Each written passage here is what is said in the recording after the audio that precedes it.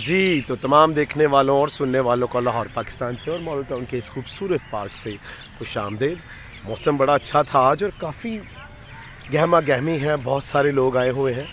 छोटा सा शायरी का एक हिस्सा आपकी नज़र है कि मुझको फुर्सत ही कहाँ मौसम सुहाना देखूं, मुझको फुर्सत ही कहाँ मौसम सुहाना देखूं, मैं तेरी ज़ात से निकलूं तो ज़माना देखूं। जी, तो ज़ात की मुश्किलों से बाहर निकल आए, ज़ात की सोचों से फ़िक्रों से बाहर निकल आए और आप देखेंगे कि आपके अंदर का भी और बाहर का भी माहौल या मौसम ज़बरदस्त हो गया है।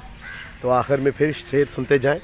मुझको फुर्सत ही कहाँ मौसम सुहाना देखूं, मुझको फुर्सत ही कहाँ मौसम सुहाना देखूं, मैं तेरी ज़ात से निकलूं तो ज़माना देखूं। तो जब भी ये मेरा चैनल देखें, इसको पसंद भी करें, सब्सक्राइब भी करें। खुश रहें, शाद रहें, आबाद रहें। अपना और अपने इर्द गिर्द लोगों का बहुत ख्याल रखें।